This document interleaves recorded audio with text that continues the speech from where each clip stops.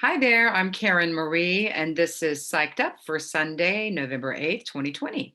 So I'm going to talk about the transits for the week, the astrological transit for the week, as we continue with this gnarly 2020 year of the most powerful, intensive transits that we've experienced in our lifetime.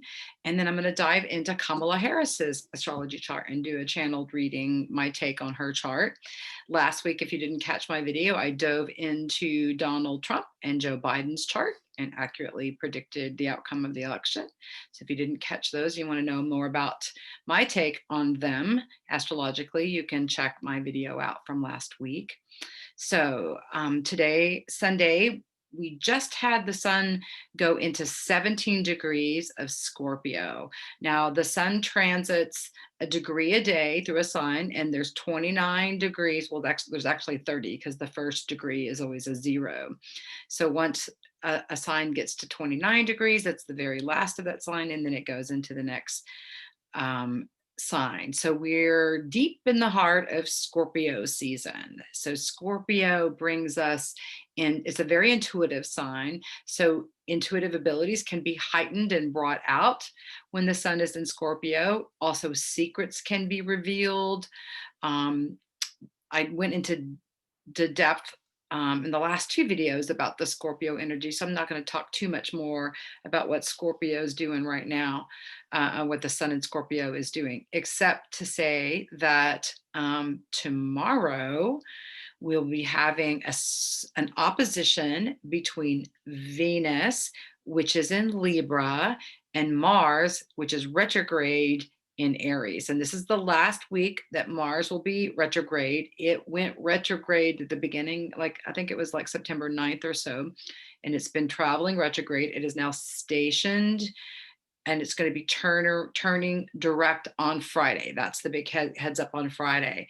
And so when any time a planet is stopping to turn one direction or another is when it's most potent. We can already feel that right now because right now this Mars is already at step 15, the same step it'll be once it turns around and goes direct. So we're already feeling this energy of built up tension.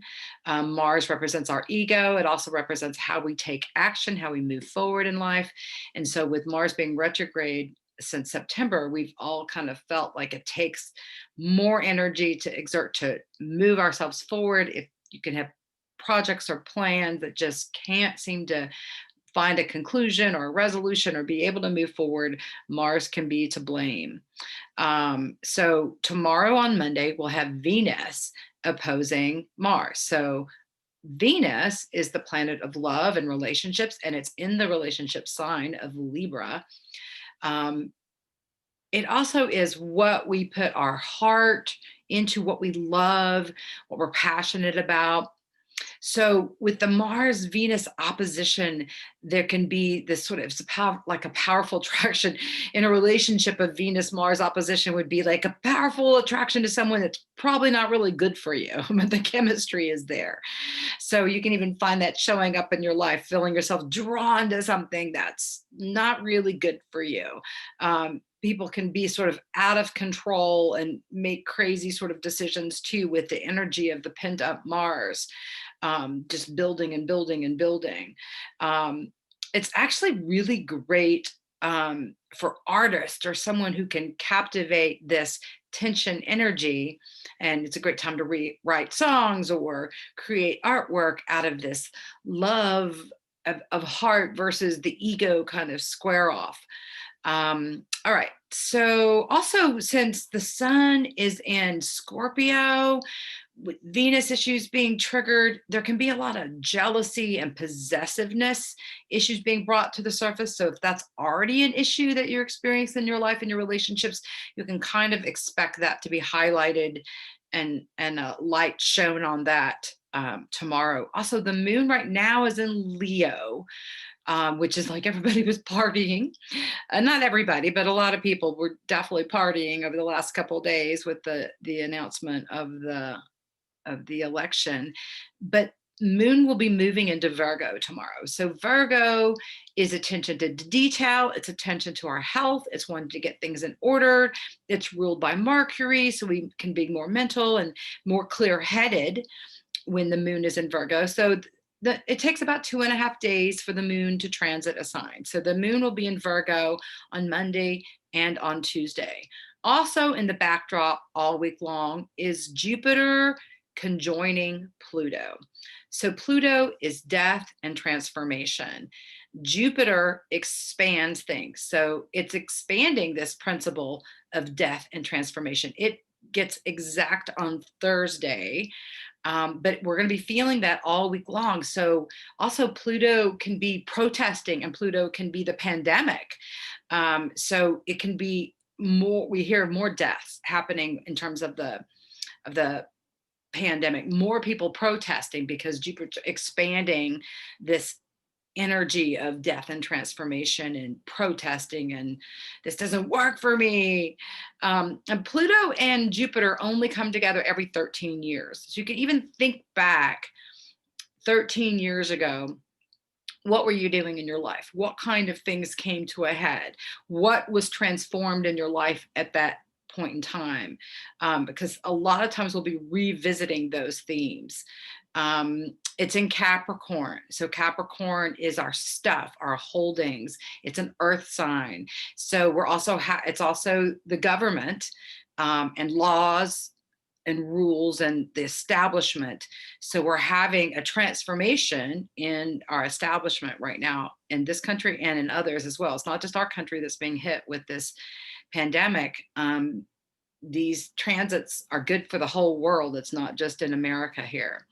With the moon in Virgo and this Jupiter expanding the Pluto potential, it is a time where you can put your focus on great inner transformations and really make a shift, a big, powerful shift. And so anything that you can focus your energy on can also produce success with this. So that's can be the positive out of this Jupiter-Pluto conjunction. It can be time of really like, okay, laser beam, what do I want to transform in my life? What do I want to move and have happen and transform in my life? And that this can be a great week to like, okay, call uncle, raise the white flag in your own life in whatever way, and be attention to what do I need to shift? What do I need to change? Again, moon in Virgo can also be attention to health. So this may be like, I need to transform my diet. I need to stop drinking. I need to stop doing, whatever those things that are pulling you out of balance and out of whack. Your intuition probably has already been bringing these things up for you. It wouldn't be new things. It would be Jupiter and Pluto and Saturn have all been doing a dance all year long. So I think everybody has been shown what they need to shift and change within themselves over and over and over again. So this could be the week where you cry uncle and say, all right, I'm willing to put my cards on the table. I'm willing to seek help, get help, make this change in my life. On Tuesday, we have the sun trining Neptune. The sun will be at step 18 Scorpio. Neptune has been at like 18, 19. It's been retrograde as well. It's at 19. So for a couple days there on Tuesday and Wednesday, we'll have the sun trining Neptune. So Neptune in Pisces is spiritual, psychic. It can be vivid dreams with the sun trining it. You can have like some really major psychic insights. You can have some vivid dreams. Also, Neptune can be delusions and illusions. So if you're already in a delusional state, if you're in there in a drug-induced whatever, it can even highlight this sort of delusion that you might be experiencing as well. So that's Tuesday and Wednesday. Thursday, the moon's going to be crossing Venus in Libra. So it's going to be highlighting the Venus qualities. The moon is our intuition, and Venus, again, is our love, what we're passionate about. So it can be an emphasis about that. And then Jupiter is going to be exactly conjunct Pluto on Thursday. They're both at 22 degrees already, but they become exact on Thursday, and the moon, because you could have a big aha transformational come to Jesus in your relationships. You can have somebody new come in. You can decide, I'm done. You can have a breakthrough in your relationships on Thursday, but it also can be kind of emotionally volatile because Jupiter and Pluto are 22 degrees. So two's a feeling energy.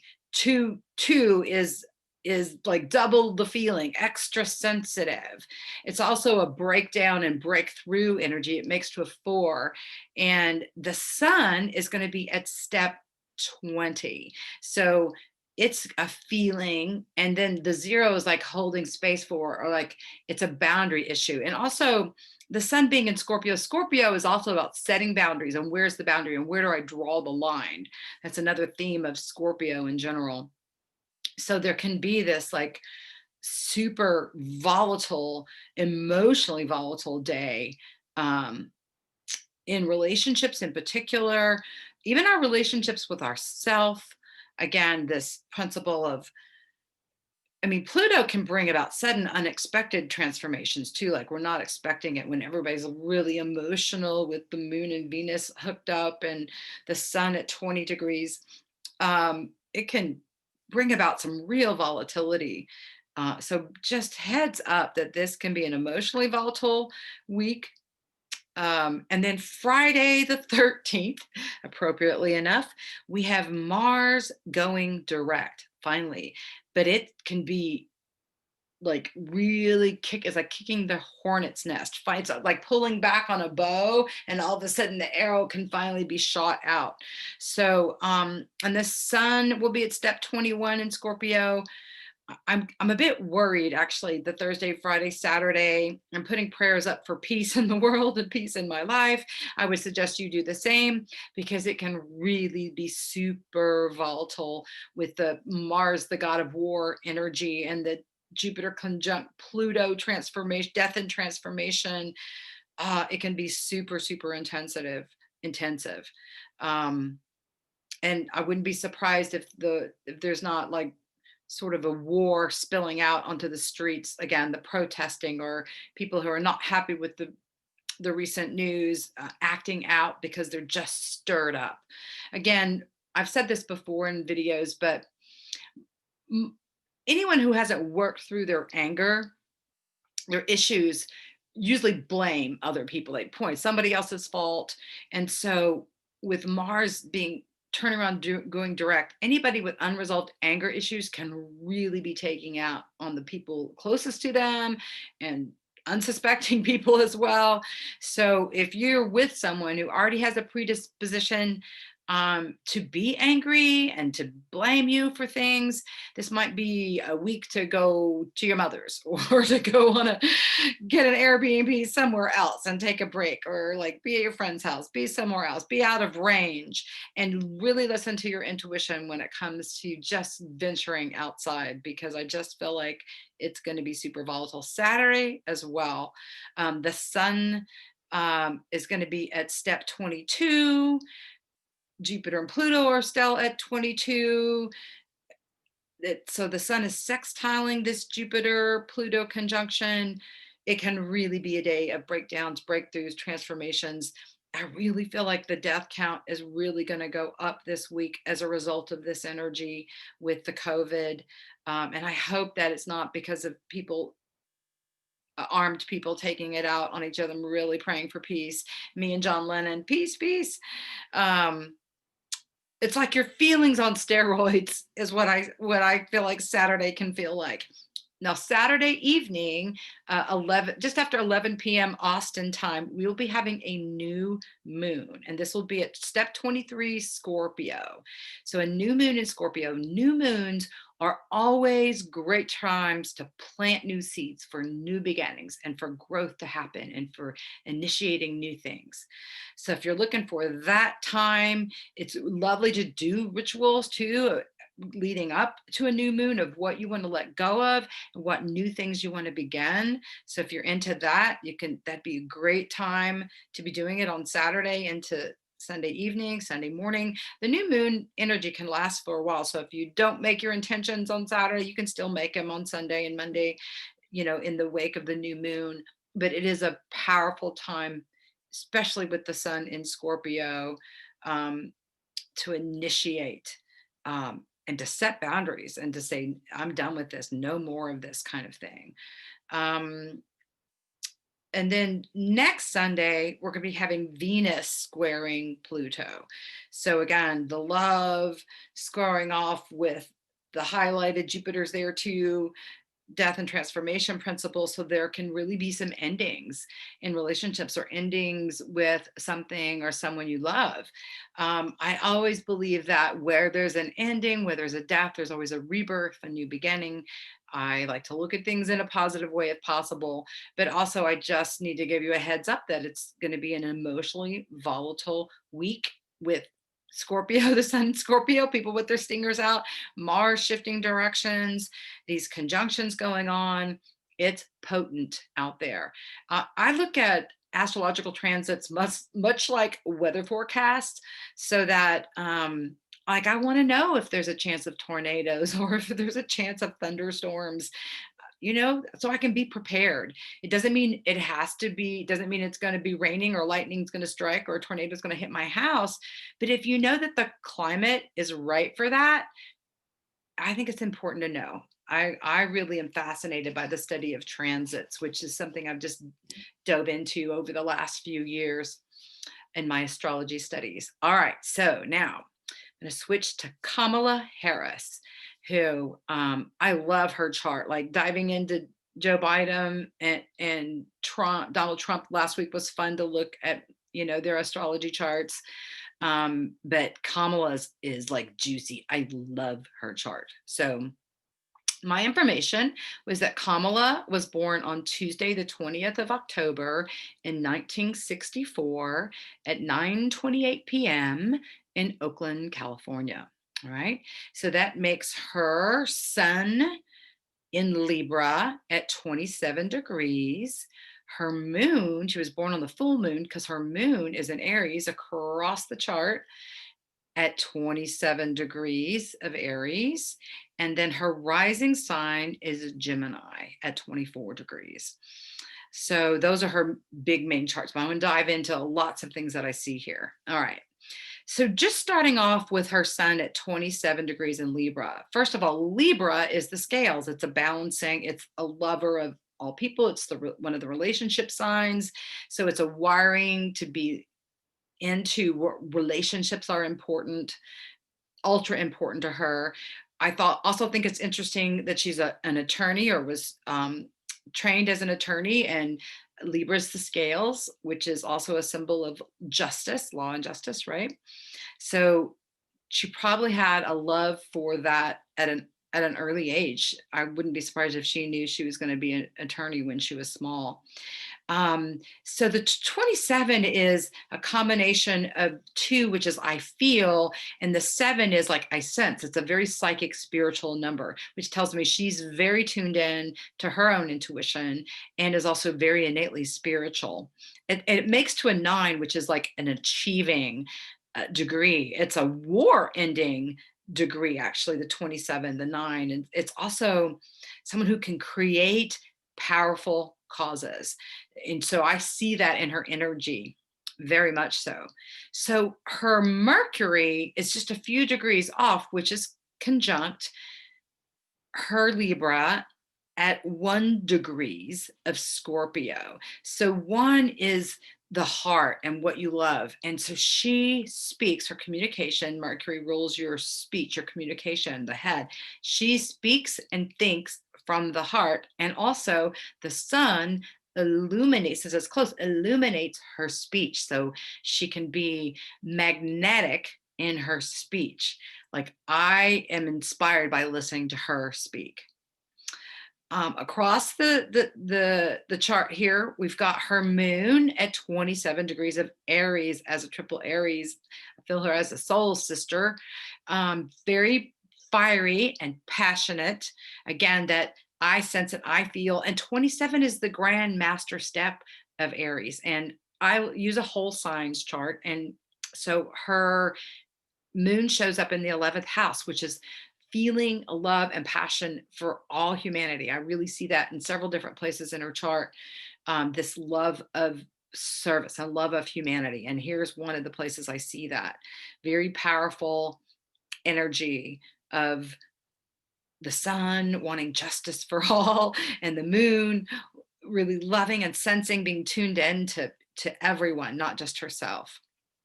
Okay, her rising is at 24 degrees of Gemini, exactly conjunct her north node. North node is one of the points in a chart that is the direction. It's one of the things that, like, the lessons they're supposed to be learning in this lifetime. So it emphasizes that who she is, and the rising signs I see as like kind of how we are right now. Like if you're looking at the horoscope in a, you would be well served to look at not only where your what your sun sign is, but also what your rising sign is, and you figure out your rising sign by knowing your time and place of birth. That sets all the planets in the chart and gives you the rising. People who don't know their time of birth don't know their rising sign, and that they're missing a big key factor in understanding who and what they're doing right now. It's a really good sense of timing. Like my sun and moon and Mercury are in Aries, my rising's in Libra. So when I'm looking at charts or listening to astrology takes, I always listen to Aries and then Libra. And the Libra is often really right on in terms of the timing of what's going on right now. So she's Gemini. Gemini's the twins. It also is ruled by Mercury, which rules the head. So it's very smart. You can be expand your mind in big ways. You can be very creative and inventive with the any planets in Gemini. It also can be the duplicitous nature of the Jekyll Hyde, or being able to show up one way for one people, another way for someone else. It's like the actor. So I bet she could have really, I don't know if she got into acting. I don't know anything about like what she did in school, but I wouldn't be surprised if she didn't get into drama in high school or something, or even college, because she's got sort of a dramatic flair with the Gemini piece. Also, the 24, both in her rising and in her north node, is about creative solutions. So, and her being very intuitive, like creative solutions can just bubble up in her intuition. The 24 degree is also emphasized because her Jupiter is at 24 degrees of Taurus. So they're just one sign apart from each other. Jupiter and Taurus in the 12th house. I really see this as artistic, creative abilities that she's brought with her from past lives. I don't know if she does any artistic or creative things in this lifetime, but she would definitely have an interest in that from past lives. And then again, this ability to reach creative solutions with a 24. Her Neptune is in Scorpio, like her Mercury, at 16 degrees, which makes to a 7, which is a very psychic spiritual placement. Neptune is the psychic radar. Neptune in Scorpio is a super psychic placement. I have my Neptune in Scorpio at 15 degrees. So she really, I think, channels spiritual psychic things to people.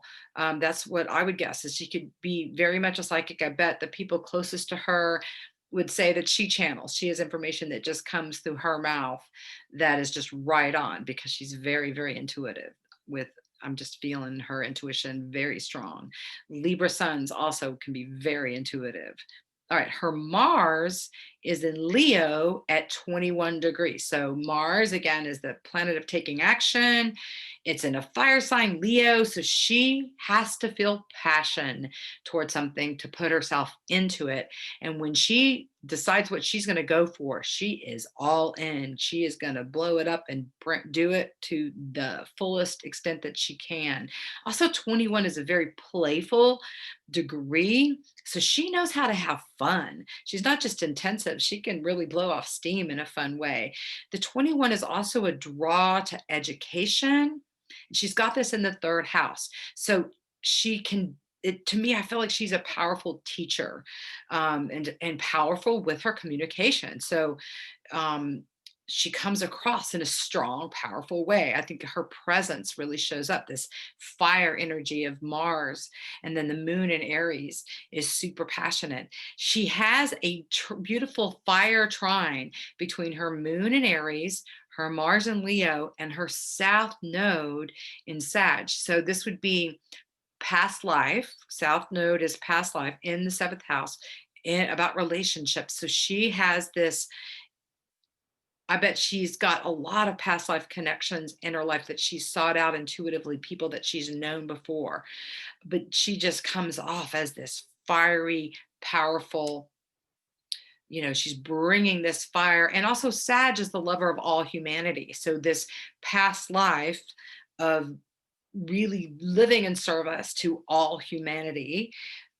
Again, her south node, just like her north node's at 24.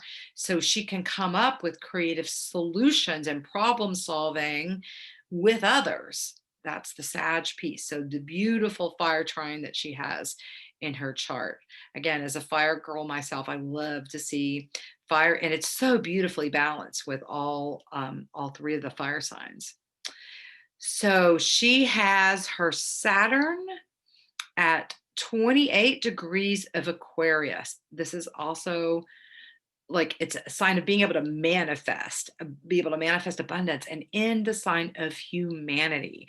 Again, this is one of the places where I see her called to greater service to humanity. It's also in the ninth house. So her teaching and her learning, her higher learning, like Saturn can be our rules, our laws, how we form things. And so ninth house is the house of higher learning, higher education. She's definitely gotten more than the average degree in terms of having a law degree. And I bet she studied a lot outside the box too, not even just to get her degree in law, but I bet she studied a lot of things and studied a lot of people. The ninth house is foreign travel and foreigners as well. And I bet she's going to be just amazing with our foreign relations in the job as vice president with this beautiful Saturn in her ninth house in Aquarius. She also has Pholus at 16 degrees of Aquarius. So Pholus is an asteroid that's like an initiating spark. And so 16 makes to a 7. Again, here's a spiritual. Does sets a spark to spiritual growth. I think she's a catalyst for growth in lots of ways. And a teacher for the people. I really see her as a teacher for the people. And once she decides on something, she makes it happen. She does not back down. She's not flaky at all. Geminis can be kind of flaky, like, oh, say one thing, do one another, but she's got all this intensity of passion, and I'm going to do what I say I'm going to do. Jupiter and Taurus is a very solid energy. What you see is what you get with her. There isn't this duplicitous nature really showing up unless she wants to show you a different side. But I feel like she wears her heart out. She's very intuitive, very much. What you see is what you get with her. And Saturn and Jupiter are going to be moving into Aquarius starting in December. They become conjunct around the winter solstice in December for everyone. And for her, there's like initiating spark of this ninth house action. I really see her being really integral in our foreign relations as the vice president. Let's see, what else do I see? Her midheaven, which is another sort of direction, like mission in life kind of thing, is in her 10th house, which is the house of mission. She's got it at 2 degrees, which is I feel out my mission. It's a 2. She's got it at 2. So I feel my mission. And it's in Pisces. So it's a very psychic. Anything in Pisces is a very feeler sign anyway. So she has this mission. Her Vesta is at 2 degrees as well. So I see Vesta. It's one of the asteroids. Vesta was the virgin who guarded the sacred flame back in Rome. So, and she was usually like a sacrificial energy. And I see it in people's charts of where they've sacrificed themselves in past lives, and then where they tend to be sacrifice themselves in this lifetime. Sometimes people can sacrifice themselves in their relationships, for example. She's got it at 2 degrees, exactly conjunct her midheaven, which tells me she has sacrificed herself for everyone, the good of the whole, in past lives.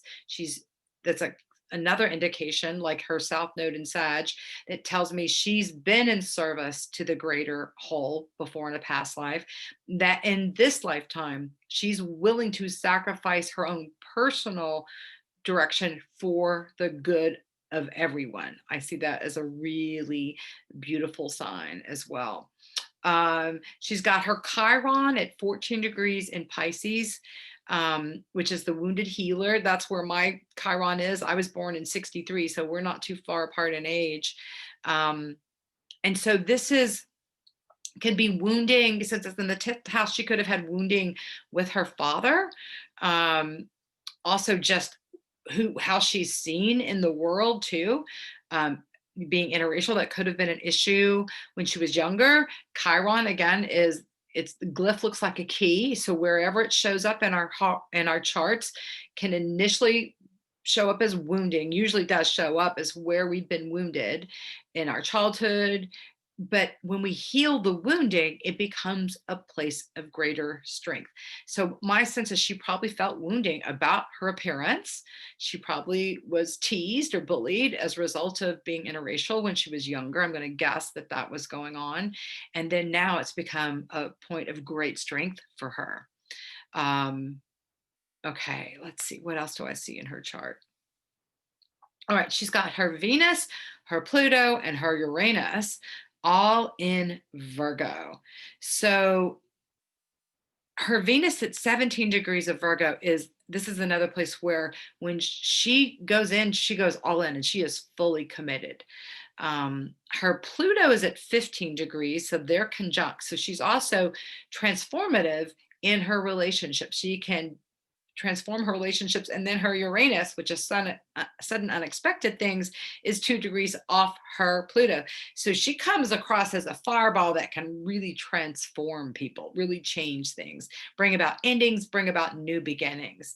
And again, this is another thing, her Pluto at 15 degrees in Virgo, I see this as her transforming the way that people see things and the way people think about things, because it's in Virgo, which rules the head. So she's here to help transform the way others think about the world and think about things, transform people's thinking, with the Virgo and even speech, the way they talk.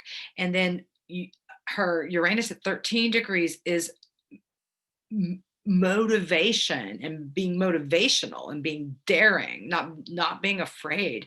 And all this Virgo energy is solid, reliable, service oriented, shows up in her 4th house. So what's most important to her is her home, is her family. So there have been great transformation in her family with the Chiron opposing her Pluto and Uranus combo. So there was probably sudden unexpected things that happened in her childhood home with that opposition. And then I've heard her say that, being mamala is most important to her stepchildren.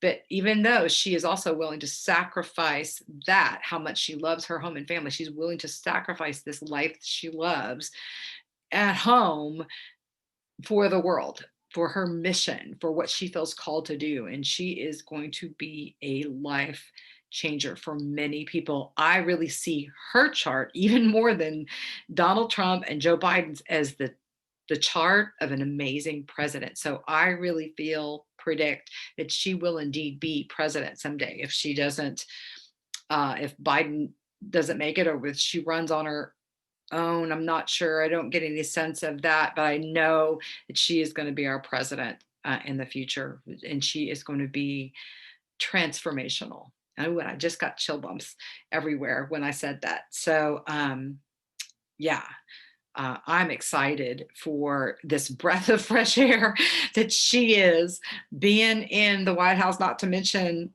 having our first woman in there finally, and minorities that the two, being Indian and African American, that she represents.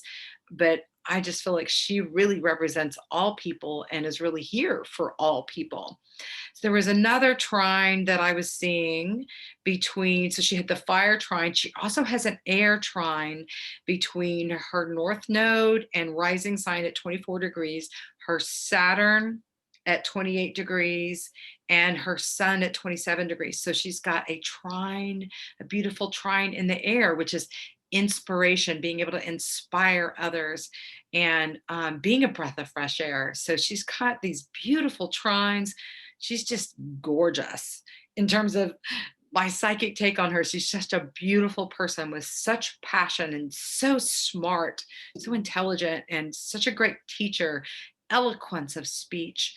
But also with that Mercury in Scorpio, she can bring out the stinger and really shred people. I bet she was really something in the courtroom. And I've seen her be something in Congress, that she can really articulate from the heart so well. So that's what I see about Kamala Harris and her chart. So let's see if there's anything else I feel guided to say today. We'll make it through this together. And if we don't, you know, the bad news is that we're here on planet Earth and the mortality rate here is 100%. None of us get out of here alive.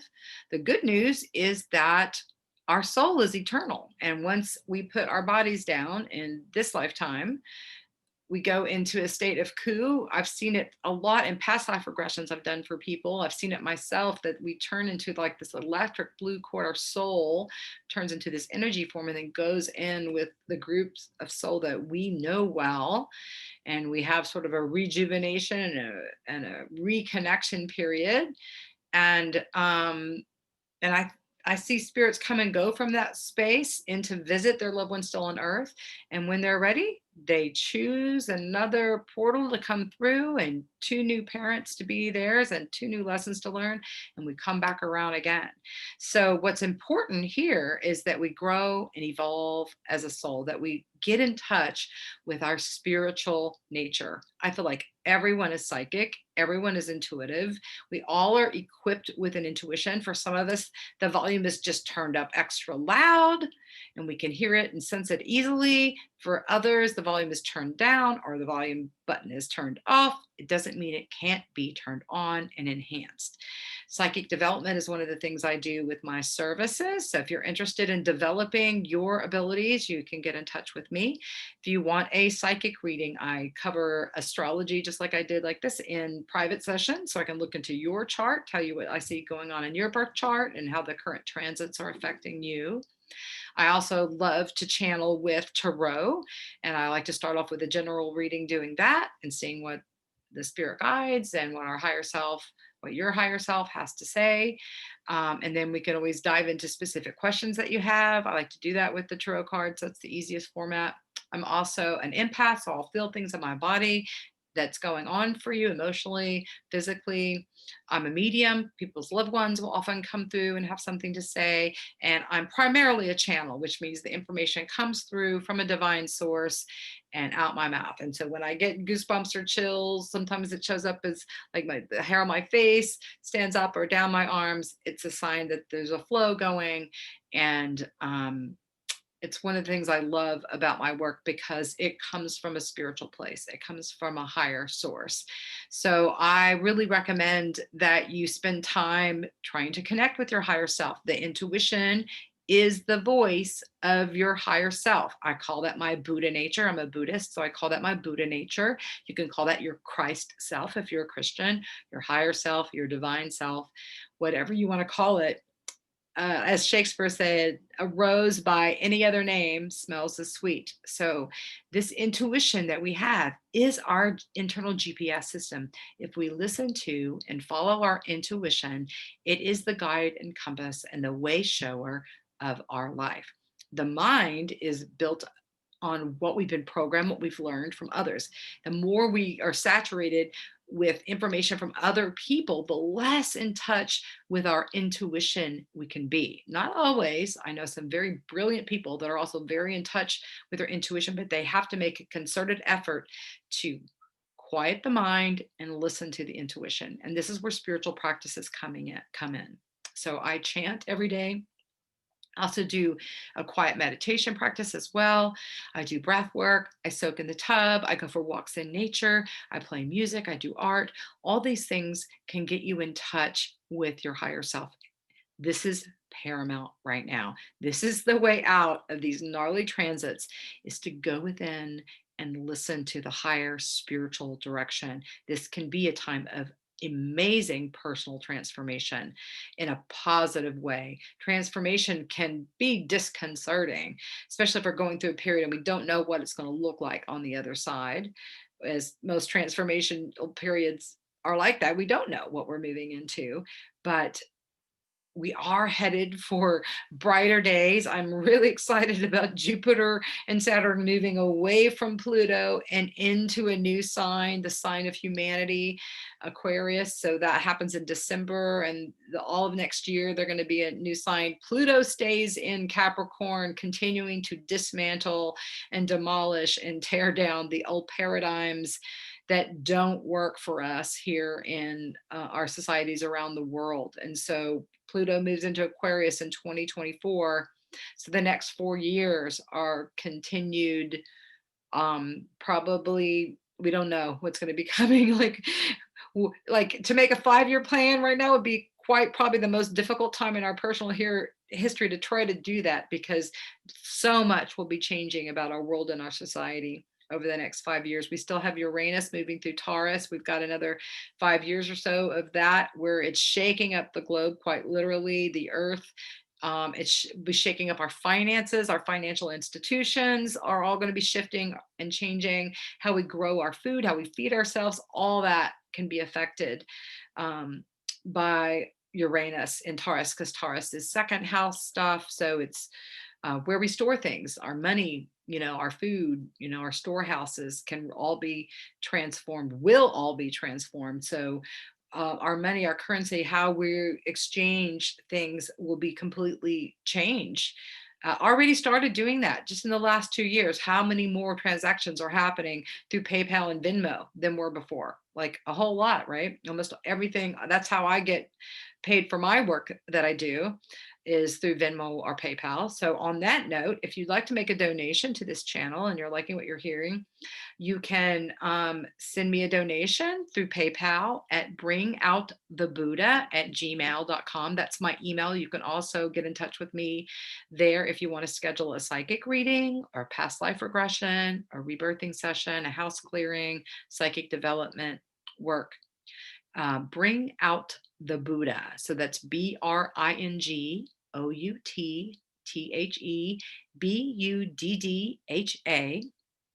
Bring out the Buddha at Gmail. That's my email. You can get in touch with me. My Venmo account is Karen Marie 16. It's KAREN hyphen MARIE hyphen 16. That's my Venmo account. Thank you for your attention. Thank you so much for those of you that have commented and are watching these videos regularly. I really appreciate that. I love my clients. I love this work that I do. And I'm grateful that I get to be doing this work that I've done for 32 years. January will be 33 years now that I have done professional psychic work. So happy to share my expertise and my channeling with you. Just let me know. Peace.